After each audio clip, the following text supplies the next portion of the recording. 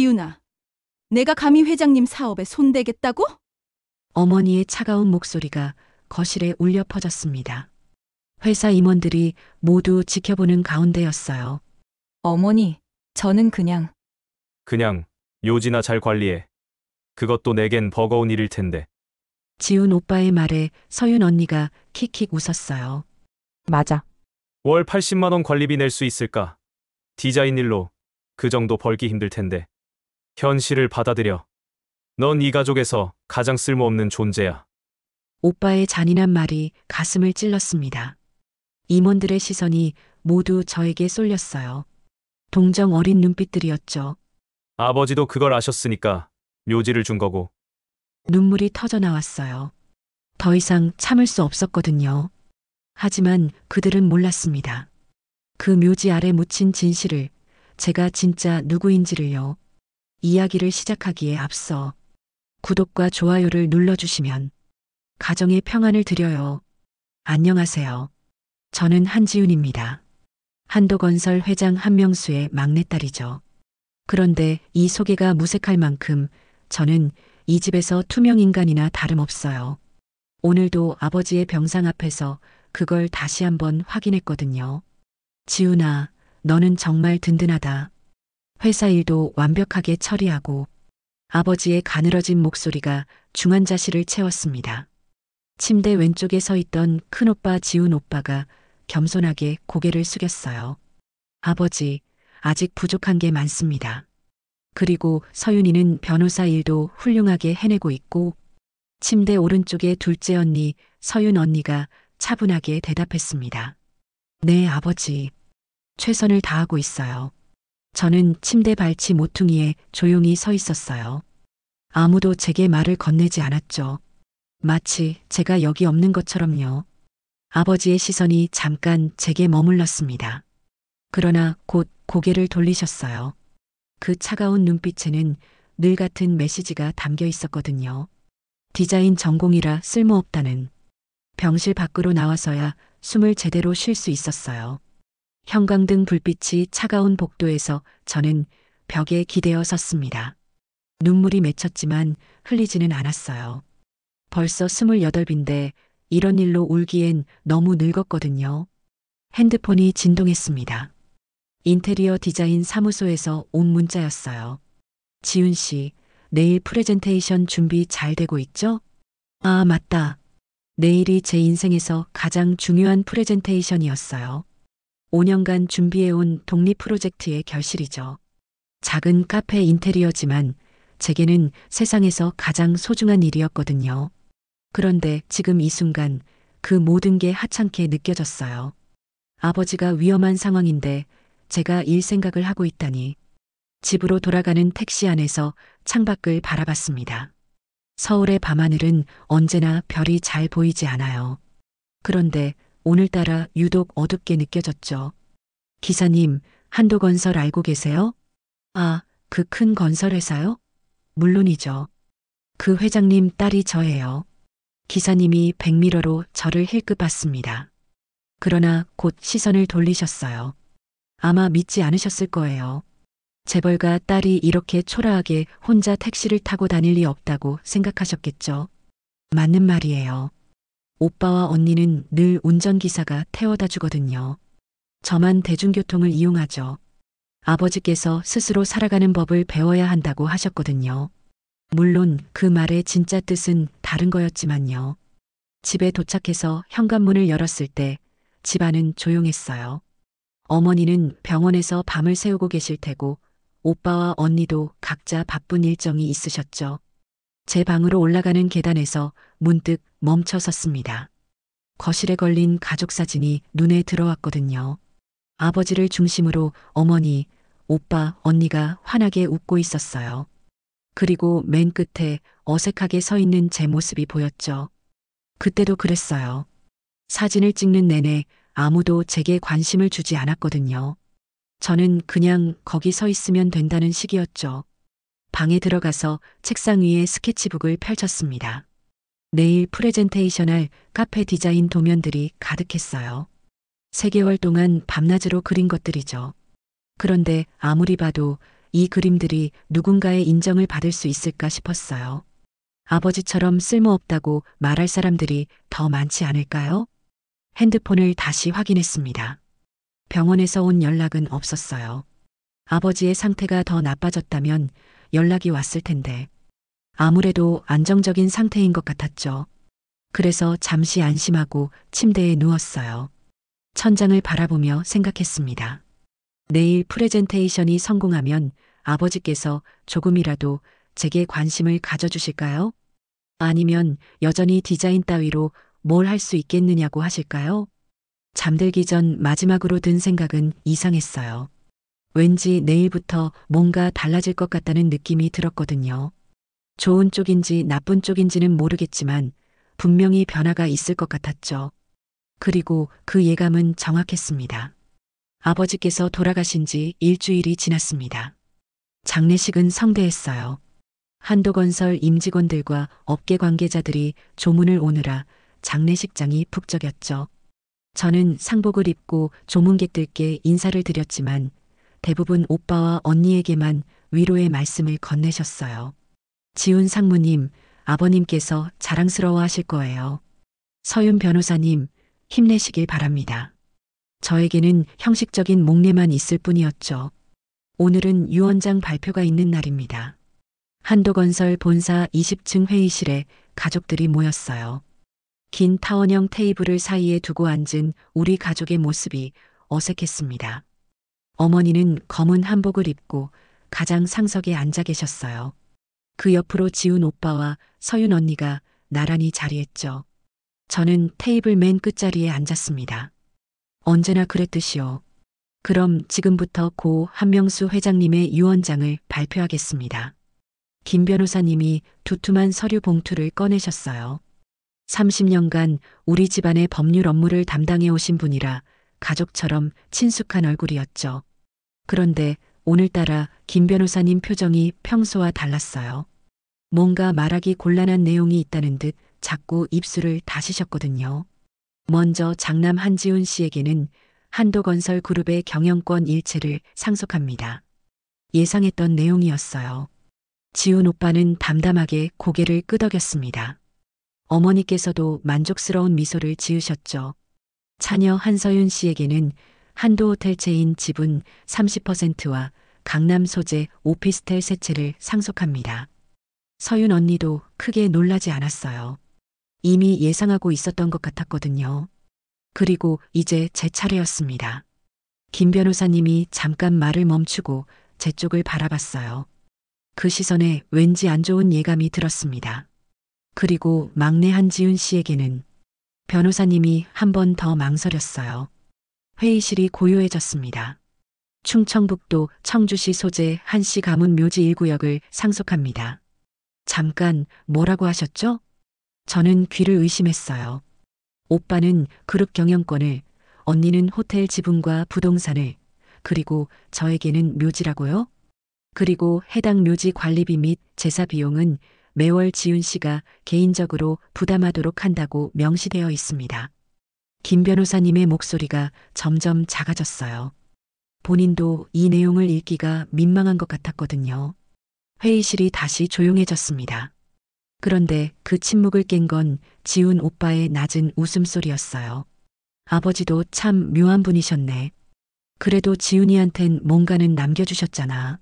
서윤 언니도 입꼬리를 살짝 올렸습니다. 묘지라니. 근데 관리비는 얼마나 나가는 거예요? 김 변호사님이 서류를 뒤적였어요. 월 80만 원 정도로 추정됩니다. 묘지 관리비, 잡초 제거비, 제사 준비 비용 등을 포함해서요. 80만 원. 제 한 달 용돈이 100만 원인데 그중 80만 원을 묘지 관리비로 써야 한다는 뜻이었어요. 지훈아, 그래도 좋잖아. 조상님들 모시는 일이니까.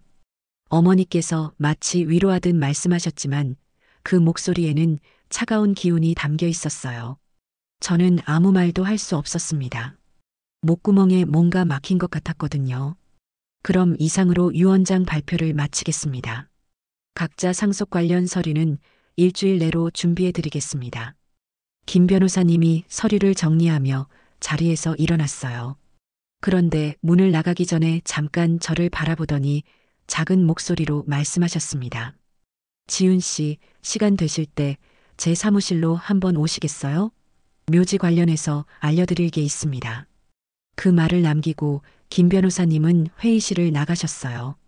가족들도 하나둘 자리에서 일어났습니다. 지훈 오빠는 경영권 승계 관련 업무 때문에 바쁘다며 먼저 나갔고, 서윤 언니도 호텔 지분 이전 절차를 확인하겠다며 자리를 떴어요. 마지막에 어머니와 저만 남았습니다. 지훈아, 어머니께서 제 이름을 부르셨어요. 오랜만에 들어보는 따뜻한 목소리였죠. 네, 어머니. 아버지께서 너를 미워해서 그런 게 아니란다. 다 뜻이 있으실 거야. 그렇게 말씀하시고는 어머니도 회의실을 나가셨어요. 저 혼자 남은 회의실에서 창밖을 바라봤습니다. 서울 시내가 한눈에 보이는 전망이었지만 오늘은 모든 게 회색빛으로 보였어요. 묘지라니. 아버지께서 제게 남겨주신 유일한 유산이 묘지라니요. 그런데 이상했어요. 왜 김 변호사님이 따로 만나자고 하셨을까요? 묘지 관리에 무슨 특별한 내용이 있는 걸까요? 집으로 돌아가는 길에 충북 청주에 있는 그 묘지를 생각해 봤어요. 어릴 때 몇 번 가본 기억이 있었거든요. 할아버지, 할머니가 잠들어 계신 곳이죠. 그런데 왜 하필 그곳을 제게 맡기신 걸까요? 오빠나 언니가 관리하는 게 더 자연스러울 텐데요. 현관문을 열고 집에 들어서니 조용했어요.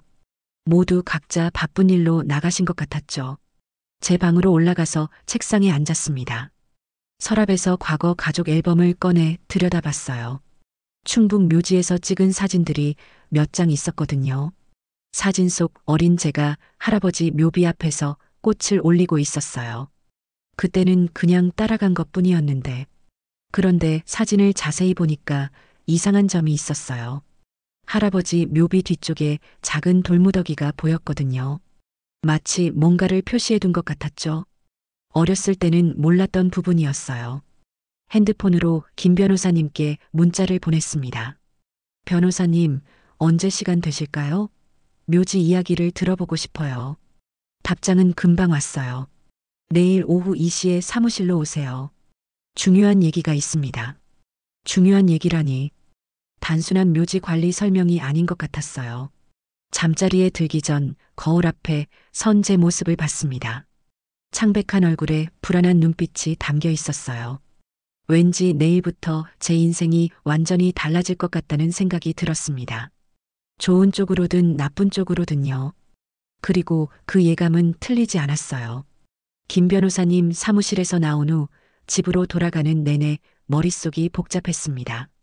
변호사님께서 말씀해 주신 내용이 계속 맴돌았어요. 묘지에 관한 특별한 조항이 있다는 것, 그리고 아버지께서 따로 남기신 편지 봉투가 있다는 말씀이요. 지훈 씨, 이 편지는 묘지에 직접 가서 읽어보라고 하셨어요. 그 전까지는 절대 열어보지 말라고 하시더군요. 그렇게 받은 봉투가 지금 제 가방 안에 들어 있었습니다. 집에 도착했을 때 거실에서 웅성거리는 소리가 들렸어요. 가족회의가 열리고 있는 것 같았죠. 형, 호텔 사업부는 당분간 내가 맡는 게 좋겠어. 법무팀과의 연계도 필요하고. 서윤 언니의 목소리였어요. 서윤아, 내가 호텔 지분을 받긴 했지만 경영은 별개야. 그룹 전체 전략을 고려해야 하거든. 지훈 오빠가 차분하지만 단호한 톤으로 대답했습니다. 저는 거실 입구에서 망설였어요. 들어가야 할까요? 말아야 할까요? 지훈이가 왔네. 어머니께서 제 존재를 알아차리셨어요. 그러나 그 시선은 여전히 차가웠습니다. 어서 와. 우리 회사 앞으로 어떻게 할지 이야기하고 있었거든. 지훈 오빠가 소파에서 일어나며 말했어요. 그런데 그 말투에서 제가 이 대화에 끼어들 필요 없다는 뉘앙스가 느껴졌죠. 지훈아, 넌 그냥 조용히 살아라. 서윤 언니가 무심코 던진 말이었지만 그 한마디가 가슴에 깊이 박혔어요. 언니, 저도 이 집안 사람이에요. 회사 일에 대해서 의견을 말할 권리가 있지 않을까요? 제가 용기를 내어 말했습니다. 그러자 거실이 조용해졌어요. 지훈 오빠가 피식 웃었습니다. 지훈아, 내가 회사 일을 안다고? 디자인이나 하던 내가? 오빠, 저도 한도건설에서 자랐어요. 회사가 어떻게 돌아가는지 모르는 게 아니거든요. 알기는 뭘 알아. 내가 지금까지 회사에 도움이 된 적이 단 한 번이라도 있었나? 서윤 언니의 목소리가 날카로워졌어요. 어머니께서 찻잔을 내려놓으시며 말씀하셨습니다. 지윤아, 내가 감히 회장님 사업에 손대겠다고? 내 분수를 알아라.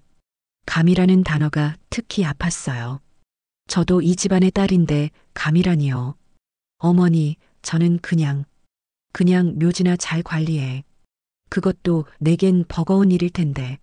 지훈 오빠의 말에 서윤 언니가 킥킥 웃었어요. 맞아. 월 80만 원 관리비 낼 수 있을까? 디자인 일로 그 정도 벌기 힘들 텐데.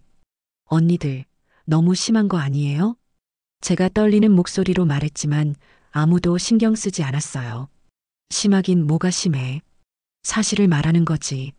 지훈 오빠가 다시 소파에 앉으며 말했습니다. 지훈아, 현실을 받아들여. 넌 이 가족에서 가장 쓸모없는 존재야. 아버지도 그걸 아셨으니까 묘지를 준 거고. 그 말이 마지막 한계였어요. 더 이상 참을 수 없었거든요. 알겠어요. 그렇게 생각하신다면 할 말 없어요. 저는 돌아서서 제 방으로 올라갔습니다. 뒤에서 들리는 웃음소리가 귀를 찔렀어요. 방문을 닫고 침대에 털썩 앉았습니다. 가방에서 아버지의 편지 봉투를 꺼내 들여다봤어요. 지훈에게라고 적힌 아버지의 글씨체가 보였습니다. 평생 차갑기만 했던 아버지가 제게 남긴 마지막 메시지였죠. 그런데 왜 묘지에 가서 읽으라고 하신 걸까요? 핸드폰으로 청주행 기차표를 검색해 봤어요. 내일 아침 일찍 떠날 수 있는 표가 있었습니다. 결정했어요. 내일 묘지에 가보겠어요. 아버지께서 정말 무슨 뜻으로 저에게 그곳을 맡기신 건지 확인해 보겠습니다. 잠들기 전에 창밖을 내다봤어요. 우리 집 정원에 있는 느티나무가 바람에 흔들리고 있었습니다. 잎사귀들이 떨어져 나갔죠. 마치 제 신세와 비슷해 보였어요. 다음 날 아침 일찍 집을 나섰습니다. 가족들은 아직 자고 있었어요. 따로 말씀드리지 않았습니다. 어차피 관심도 없으실 테니까요. 청주행 KTX에 몸을 맡기고 창밖 풍경을 바라봤습니다. 서울을 벗어나니 마음이 조금 가벼워졌어요. 기차 안에서 아버지 생각을 했습니다. 평생 저를 무시하고 차갑게 대하셨지만 정말 그냥 미워해서 그러셨던 걸까요? 아니면 다른 이유가 있었던 걸까요? 청주역에 도착해서 택시를 탔습니다. 운전기사님께 묘지 주소를 알려드렸어요. 아, 거기 한시 문중 묘지죠? 꽤 오래된 곳이네요. 네, 맞아요. 근데 요즘 거기 이상한 일이 있다던데요. 이상한 일이요? 밤마다 누가 와서 뭔가 하고 간다는 소문이 있어요. 묘지 관리인이 그러더라고요. 밤마다 누가 온다고요? 처음 듣는 이야기였어요. 30분 정도 달려서 묘지에 도착했습니다. 생각보다 넓은 곳이었어요. 산자락에 자리 잡은 조용한 곳이었죠. 할아버지, 할머니의 묘가 가장 높은 곳에 있었습니다. 오랜만에 보는 묘비였어요. 무릎을 꿇고 절을 올린 후 아버지의 편지 봉투를 꺼냈습니다. 이제 열어봐도 될 것 같았어요. 봉투를 뜯었을 때 안에서 편지지 한 장과 작은 열쇠가 나왔습니다. 편지를 펼쳐서 읽기 시작했어요. 지훈아, 이 편지를 읽고 있다면 넌 용기를 낸 거구나. 아버지는 내가 가장 강한 아이라는 걸 알고 있었다. 다른 아이들은 안일함에 빠져 있지만 넌 달랐어.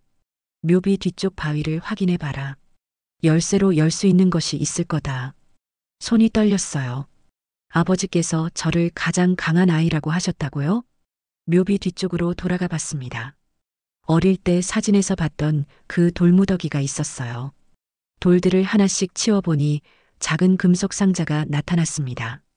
편지에 있던 열쇠로 상자를 열었어요. 상자 안에는 여러 서류들과 또 다른 편지가 들어 있었습니다. 그 순간 제 인생이 완전히 바뀔 줄은 몰랐어요. 상자 속 서류를 보는 순간 숨이 멎을 것 같았거든요. 그 안에는 한도건설의 진짜 소유권을 증명하는 문서들이 들어 있었습니다. 상자 속 서류들을 보고 있는데 갑자기 뒤에서 목소리가 들렸습니다. 아가씨, 드디어 오셨군요. 깜짝 놀라서 돌아봤어요. 70대로 보이는 할아버지가 낡은 작업복을 입고 서 계셨습니다. 죄송해요. 깜짝 놀랐어요. 괜찮습니다.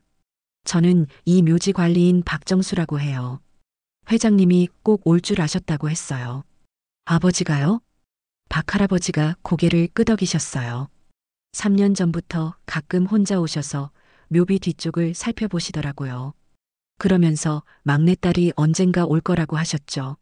3년 전부터요? 그때 이미 아버지께서 계획을 세우고 계셨다는 뜻일까요?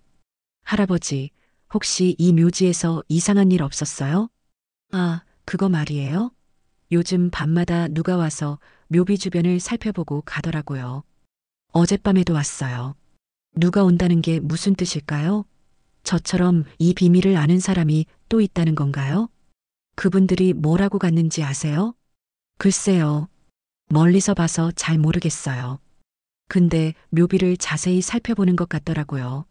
박 할아버지가 하늘을 올려다봤어요. 구름이 잔뜩 끼어 있었죠. 비가 올 것 같은데 우산 가져오셨어요? 아니요. 깜빡했네요. 그럼 저희 관리사무소에서 잠깐 기다리세요. 금방 지나갈 비 같은데요. 그런데 정말 비가 내리기 시작했어요. 처음엔 보슬보슬하더니 점점 굵어졌죠. 박 할아버지와 함께 묘비 앞에 서 있는데 신기한 일이 일어났습니다. 빗물이 묘비에 닿자 뒷면에서 뭔가 나타나기 시작했어요. 이게 뭐죠? 묘비 뒷면에 희미한 선들이 보이기 시작했습니다. 마치 물에 반응하는 특수한 잉크로 그린 것 같았어요. 이상하네요. 40년 넘게 이 묘지를 관리했는데 이런 건 처음 봐요. 박 할아버지도 놀라셨어요.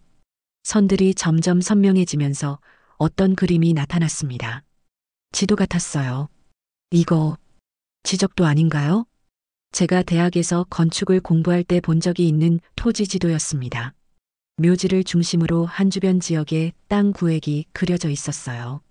그런데 지도의 한쪽 구석에 작은 글씨가 보였습니다. 남쪽으로 11걸음, 나무 밑을 파라.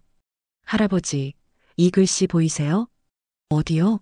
아, 저기 작은 글씨 말이에요. 눈이 어두워서 잘 안 보이네요. 저는 핸드폰으로 사진을 찍었어요.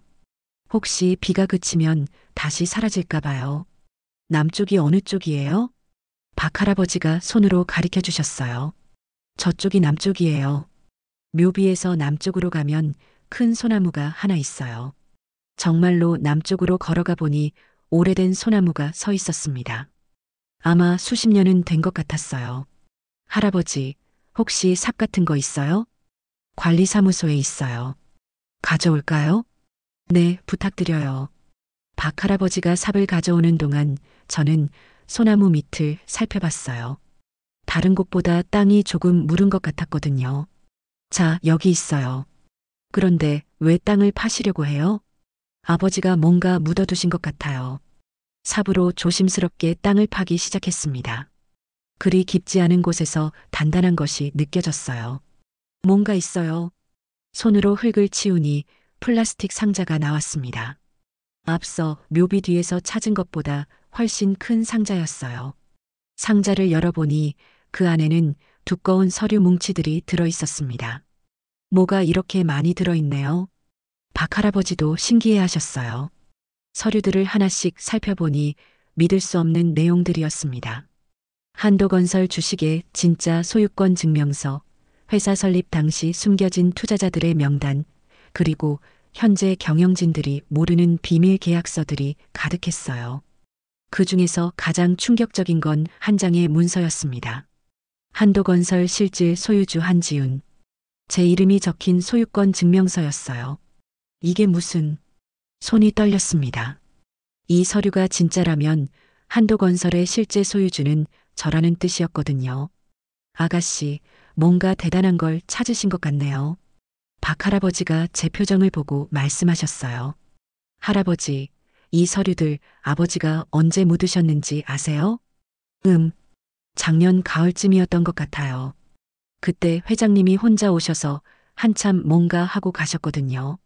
작년 가을이면 아버지께서 병원에 처음 입원하셨던 시기였어요. 그때 이미 자신의 죽음을 예감하고 이 모든 걸 준비해 두신 거였나요? 서류 뭉치 맨 아래에서 또 다른 편지를 발견했습니다. 아버지의 글씨였어요. 지훈아, 내가 이 편지를 읽고 있다면 모든 퍼즐을 맞춰가고 있는 거구나. 하지만 조심해라. 이 비밀을 아는 사람이 너뿐만이 아니다. 내 형제들은 물론이고 회사 내부에도 이 사실을 알고 있는 자들이 있다. 그들이 먼저 움직이기 전에 내가 행동해야 한다. 형제들이 안다고요? 그럼 지금까지 저를 무시하고 비웃었던 건 다 연기였다는 뜻인가요? 비가 점점 더 세게 내리기 시작했어요. 서류들이 젖을까봐 얼른 상자에 다시 넣었습니다. 할아버지, 이 서류들 안전한 곳에 보관할 수 있을까요? 우리 관리사무소에 금고가 있어요. 거기에 두시겠어요? 네, 부탁드려요. 관리사무소로 향하는 길에 뒤를 돌아봤습니다. 누군가 저희를 지켜보고 있는 것 같은 느낌이 들었거든요. 하지만 비가 내려서 멀리 보이지 않았어요. 할아버지, 혹시 오늘 다른 사람도 왔나요? 아니요. 아가씨가 처음이에요. 왜 그러세요? 아니에요. 그냥 누가 있는 것 같아서요. 관리사무소에서 서류들을 안전하게 보관한 후 서울로 돌아가는 기차에 몸을 맡겼습니다. 창밖으로 스쳐 지나가는 풍경을 보면서 생각했어요. 정말 제가 한도건설의 소유주라면 지금까지 가족들에게 당했던 모든 모욕들을 되돌려줄 수 있을 텐데요. 하지만 아버지 말씀대로 조심해야 할 것 같았어요. 이 비밀을 아는 사람들이 저보다 먼저 움직일지도 모르니까요. 기차가 서울역에 도착했을 때 핸드폰에 문자가 와 있었어요. 지훈아, 집에 오면 거실로 와라. 중요한 얘기가 있다.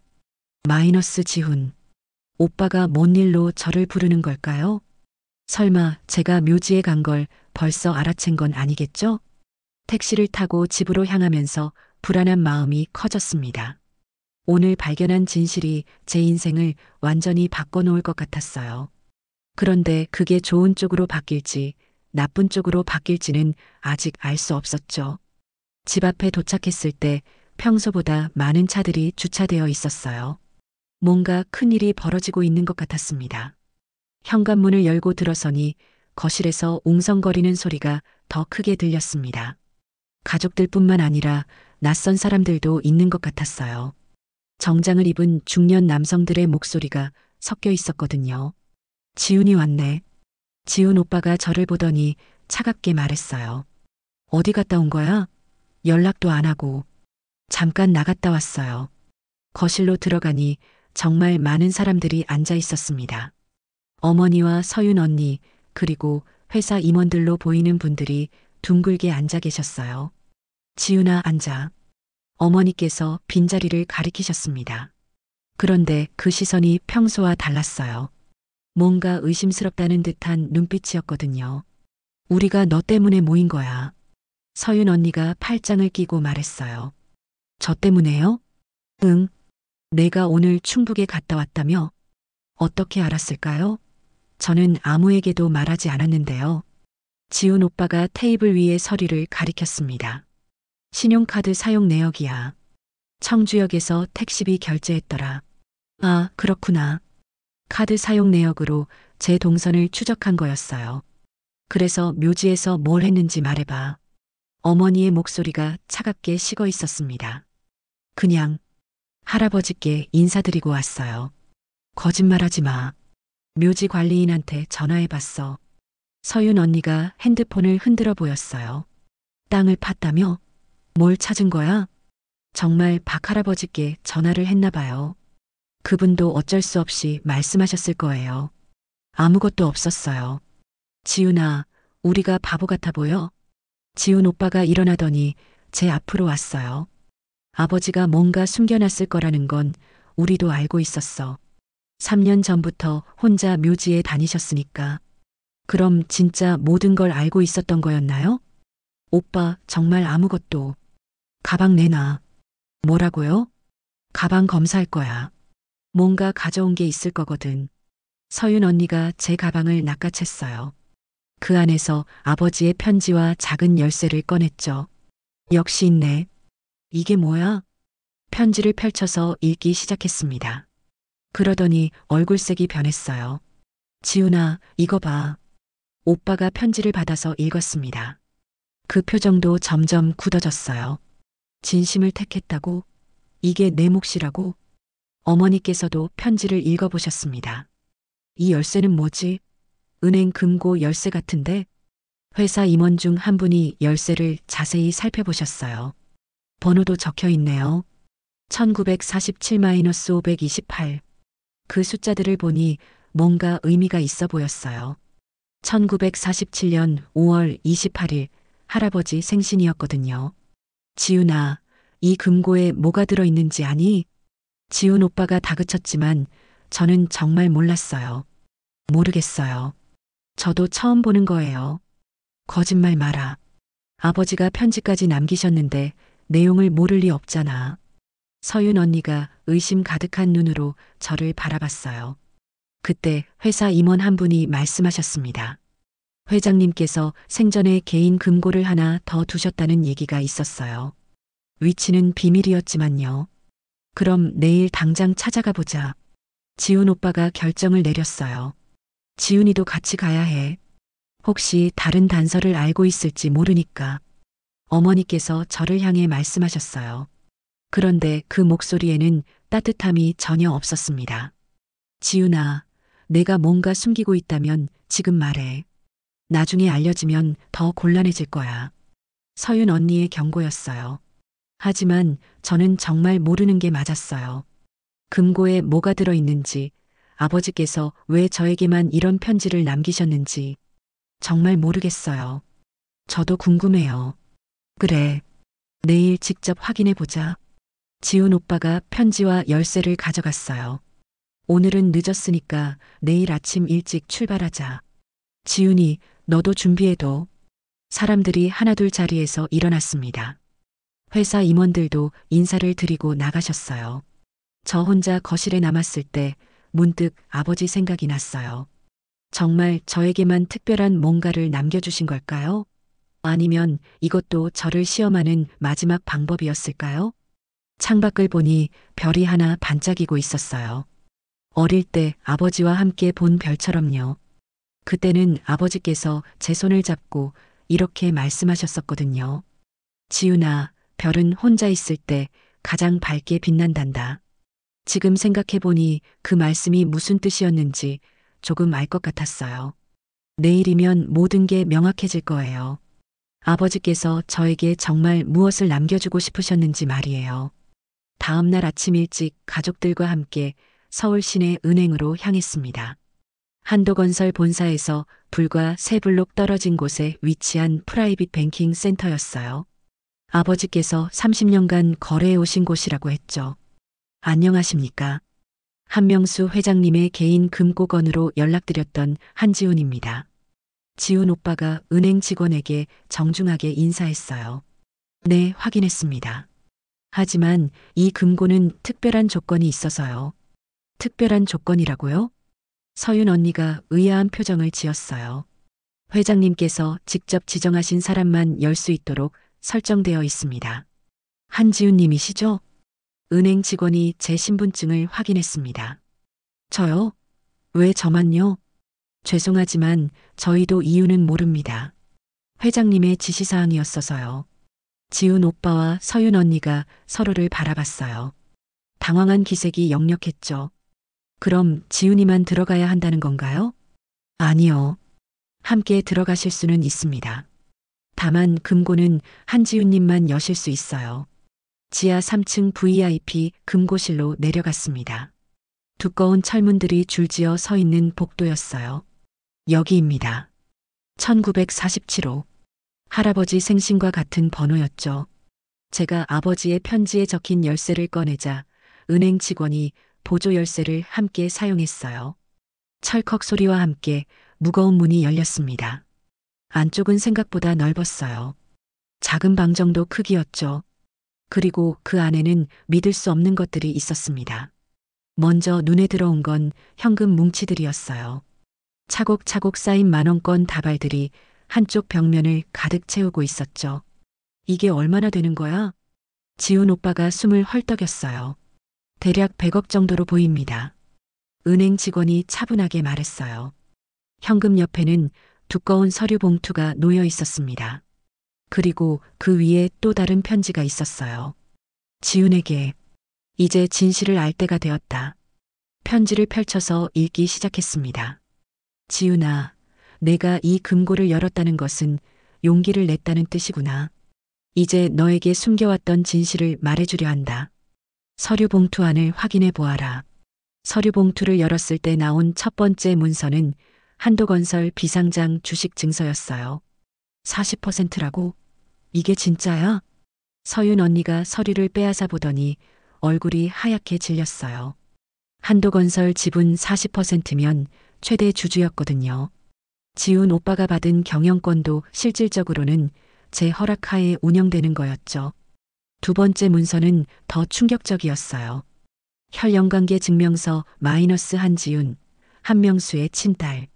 그런데 그 아래 작은 글씨로 적힌 내용이 더 놀라웠습니다.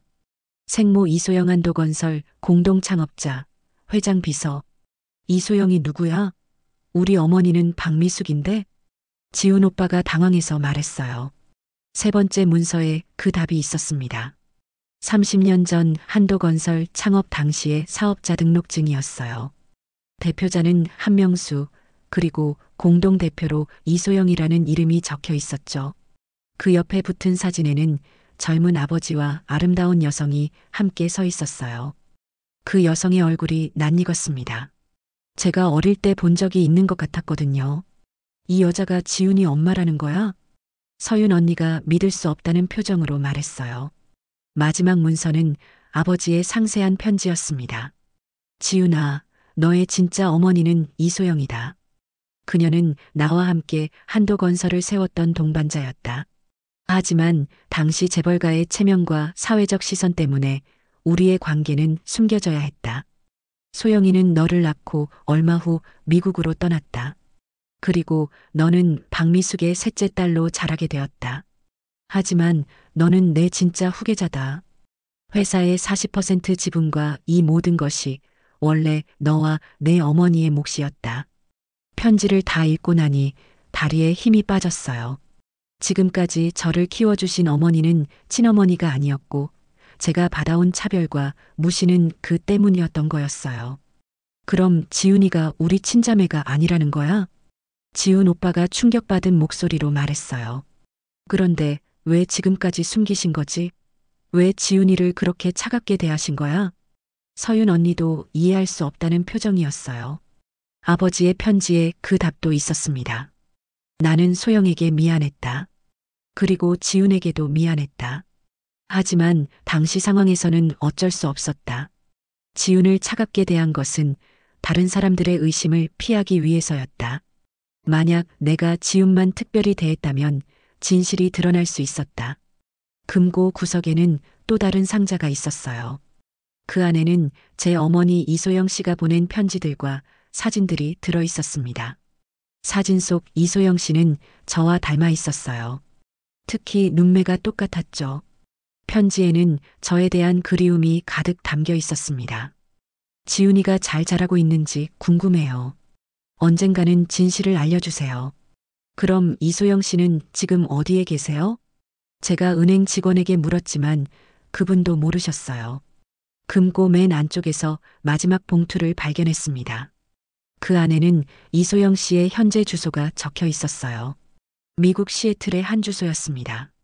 그리고 그 옆에 아버지의 마지막 메시지가 있었죠. 지훈아, 이제 선택은 내가 하는 거다. 회사를 경영할 수도 있고 내 진짜 어머니를 찾아갈 수도 있다. 무엇을 선택하든 나는 내 편이다. 금고에서 나와서 가족들과 함께 차에 앉았을 때 모든 게 달라 보였어요. 지훈 오빠와 서윤 언니가 더 이상 제 위에 있는 사람들이 아니었거든요. 오히려 제가 그들의 운명을 결정할 수 있는 위치에 서게 된 거였죠. 지훈아, 우리 어떻게 하지? 서윤 언니가 처음으로 제게 조심스럽게 물어봤어요. 그 목소리에는 더 이상 무시와 비웃음이 없었습니다. 집으로 돌아온 후 며칠간 조용했습니다. 지훈 오빠와 서윤 언니는 각자 충격을 받은 것 같았어요. 갑자기 제가 한도건설의 실질적 소유주가 되었다는 사실을 받아들이기 힘들어했죠. 그런데 일주일이 지난 어느 날 두 사람이 함께 제 방으로 찾아왔습니다. 지훈아, 우리 얘기 좀 하자. 지훈 오빠가 평소보다 낮은 자세로 말했어요. 뭔 얘기요?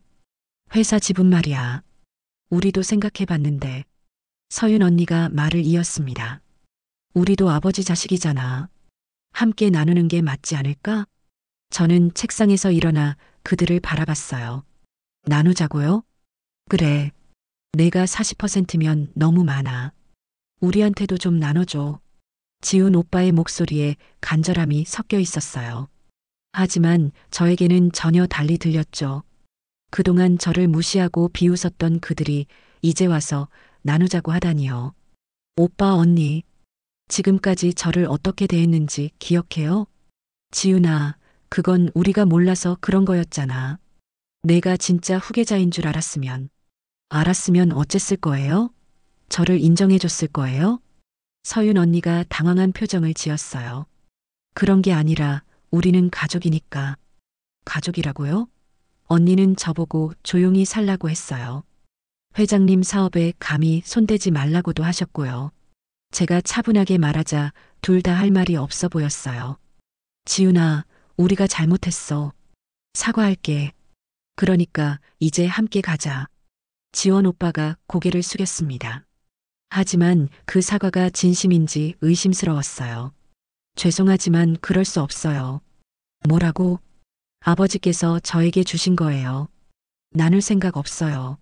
서윤 언니의 얼굴이 순간 일그러졌어요. 지훈아, 너 지금 우리를 우습게 보는 거야? 우습게 보는 게 아니라 그동안 언니들이 저를 그렇게 봤던 거 기억해요. 이해가 진짜. 지훈 오빠가 주먹을 꽉 쥐었어요. 좋아. 그렇게 나온다면 우리도 방법이 있어. 그들이 제 방을 나간 후 불안한 마음이 들었어요. 뭔가 좋지 않은 일을 꾸밀 것 같았거든요. 그리고 제 예감은 맞았습니다. 3일 후 김 변호사님께서 급하게 연락을 주셨어요. 지훈 씨, 큰일 났어요. 지훈 씨와 서윤 씨가 묘지 소유권을 자신들 이름으로 이전하려고 시도했어요. 뭐라고요? 서류를 위조해서 구청에 제출했는데 다행히 공무원이 이상하게 여겨서 연락이 왔어요. 저는 즉시 충북으로 향했습니다. 묘지를 지켜야 했거든요. 박 할아버지를 만났을 때 그분도 놀라셨어요. 어제 지훈 씨와 서윤 씨가 와서 묘지를 자기들이 관리하겠다고 하더라고요. 그래서 아가씨한테 연락하라고 했는데 그 후에 어떻게 됐어요? 경찰이 와서 조사하고 갔어요. 서류 위조 의혹이 있다면서요. 정말 경찰이 개입하게 된 거였어요. 그날 밤 서울로 돌아가는 기차 안에서 지훈 오빠한테서 전화가 왔어요. 지훈아, 내가 경찰에 신고했지? 아니에요. 저는 신고 안 했어요. 거짓말하지 마. 우리가 서류 위조로 조사받고 있어. 그건 오빠들이 잘못한 거잖아요. 왜 제 탓을 해요? 이 일 어떻게 처리할 거야? 저는 아무것도 안 할 거예요. 오빠들이 알아서 하세요. 전화를 끊고 나니 마음이 복잡했어요. 가족이지만 더 이상 같은 편이 아니라는 게 슬펐거든요. 며칠 후 집에서 큰 소동이 벌어졌습니다. 지훈 오빠와 서윤 언니가 경찰서에서 돌아온 후 저를 크게 다그쳤어요. 지훈아, 우리 형제끼리 이렇게까지 해야 하나? 언니가 먼저 불법을 저질렀잖아요. 불법이 아니라 권리를 찾으려던 거야. 서윤 언니가 소리를 질렀어요. 그때 어머니께서 말씀하셨습니다. 그만해라. 다 아버지 뜻이었으니까. 어머니도 지훈이 편을 드세요? 지훈 오빠가 믿을 수 없다는 표정이었어요. 편을 드는 게 아니라 아버지께서 그렇게 정하셨잖니. 그런데 그때 김 변호사님께서 집으로 찾아오셨어요. 죄송한데 모두 거실로 나와주세요. 보여드릴 것이 있습니다. 변호사님이 노트북을 켜시더니 영상 하나를 재생하셨어요. 화면에 아버지가 나타났습니다. 병원 침대에서 촬영한 영상 같았어요. 이 영상을 보고 계시다면 아마 지훈이 주변에서 문제가 생긴 것 같군요. 아버지의 목소리가 거실에 울려 퍼졌어요. 지훈아, 서윤아. 너희들이 지훈이를 괴롭히거나 유산을 가로채려 한다면 이 영상이 공개될 거다. 지훈 오빠와 서윤 언니의 얼굴이 하얘졌어요. 지훈은 내 진짜 후계자다. 한도건설의 모든 것을 그녀에게 맡긴다. 누구도 이를 방해해서는 안 된다. 영상 속 아버지가 카메라를 똑바로 바라보며 말씀하셨어요. 그리고 지훈아, 내가 원한다면 지훈이와 서윤이를 회사에서 내보낼 수도 있다. 그 권한도 내게 있다. 영상이 끝나자 거실이 조용해졌습니다. 김 변호사님이 말씀하셨어요. 이 영상은 법적 효력이 있는 영상 유언장입니다. 지훈 씨가 원한다면 언제든 공개할 수 있어요. 지훈 오빠가 무릎을 꿇었어요. 지훈아, 잘못했어. 용서해줘. 서윤 언니도 고개를 숙였습니다. 우리가 너무 욕심을 부렸어. 하지만 저는 이미 결정을 내린 상태였어요. 오빠, 언니. 저는 더 이상 여러분과 함께 일할 수 없어요. 지훈아, 그렇게 말하지 마. 회사에서 나가세요. 아버지께서 그 권한을 주셨으니까요. 제가 차분하게 말하자 둘 다 충격받은 표정이었어요. 정말 그럴 거야? 네. 그동안 저를 무시하고 모욕한 대가예요. 그날 밤 집은 조용했어요. 지훈 오빠와 서윤 언니는 각자 방에 들어가 버렸고 어머니께서도 말씀을 아끼셨죠. 저는 아버지의 서재에 앉아 창밖을 바라봤어요. 이제 정말 한도건설의 주인이 된 거였어요. 하지만 가족을 잃은 기분도 들었죠. 그래도 후회는 없었어요. 제가 견뎌온 모든 모욕과 무시에 대한 정당한 결과였으니까요. 내일부터는 새로운 인생이 시작될 거예요. 진짜 제 자신으로 살아가는 인생 말이에요. 6개월이 지났습니다. 한도건설은 제가 이사회 의장으로 취임하면서 완전히 달라졌어요. 하지만 저는 회장직을 맡지 않았습니다. 대신 아버지의 이름으로 한명수 재단을 설립했죠. 재단의 첫 번째 사업은 저소득층을 위한 주택 공급이었어요. 아버지께서 평생 꿈꿔오셨던 일이라고 김 변조사님이 말씀해 주셨거든요. 지훈 의장님, 오늘 재단 출범식 준비가 완료되었습니다. 새로운 비서 김소혜 씨가 보고했어요. 제 또래의 성실한 분이었죠. 고생 많으셨어요.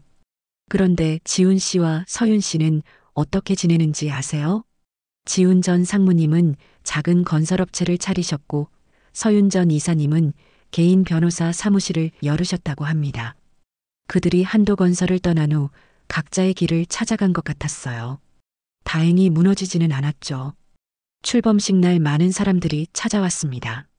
업계 관계자들뿐만 아니라 시민단체 분들도 계셨어요. 한명수 재단의 설립 취지가 참 좋네요. 진짜 필요한 일을 하시는군요. 한 시민단체 대표님께서 격려해 주셨어요. 식이 끝난 후 저는 혼자 충북 묘지를 찾았습니다. 아버지께 보고드리고 싶었거든요. 박할아버지가 반갑게 맞아주셨어요. 아가씨, 요즘 신문에 자주 나오시더라고요. 재단 일로요. 네, 아버지 뜻을 이어가려고 해요. 묘비 앞에 무릎을 꿇고 앉았습니다. 마침 하늘에서 보슬비가 내리기 시작했어요. 아버지, 이제야 왜 저에게 묘지를 남기셨는지 알겠어요. 빗방울이 묘비를 적시면서 다시 그 희미한 지도가 나타났습니다. 처음 봤을 때는 땅의 비밀을 찾으라는 뜻인 줄 알았죠. 진짜 유산은 돈이나 권력이 아니었네요. 사랑과 믿음이었어요. 아버지께서 저에게 주고 싶었던 건 회사가 아니라 진심이었던 거예요. 묘지는 그 진심이 묻힌 곳이었죠. 할아버지, 할머니가 잠들어 계신 이곳에서 아버지는 가족의 소중함을 깨달으셨을 거예요. 그래서 저에게 이곳을 맡기신 거였죠. 아버지, 저는 아버지처럼 차가운 사업가가 되지 않을 거예요. 사람을 먼저 생각하는 기업을 만들겠어요. 비가 점점 더 세게 내렸지만 일어나지 않았어요. 아버지와 대화하는 것 같았거든요. 핸드폰이 울렸습니다. 이소영 씨, 제 친어머니에게서 온 국제 전화였어요. 지난달 시애틀로 가서 어머니를 만났었거든요. 30년 만에 재회였죠.